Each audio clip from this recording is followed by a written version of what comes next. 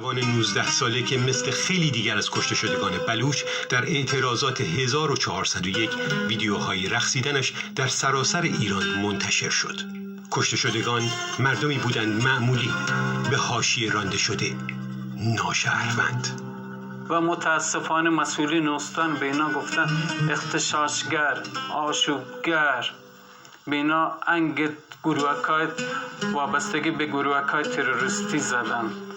اگه تروریست می بود طبق برنامه میرفت، برنامه ریزی میکردن، نه با سنگ میرفتند و جوابشون با گلوله بود. نزاک جنگری نبود، نزاک په جنگا نشته، نزاک په اختشاش نشته، نزاک شته په نماز جمعه.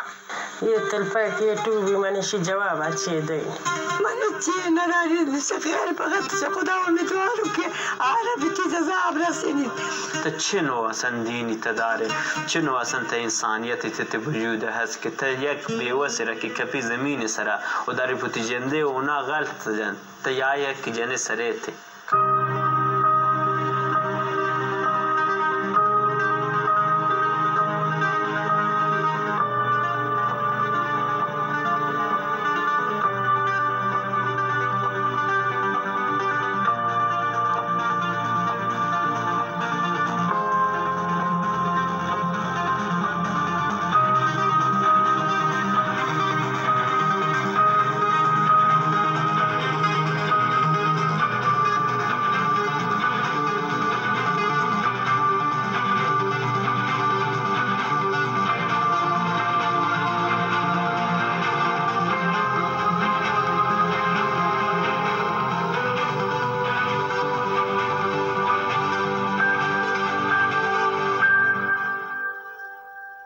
هیچ کسی اصلا فکر نمی‌کرد که هموطن خود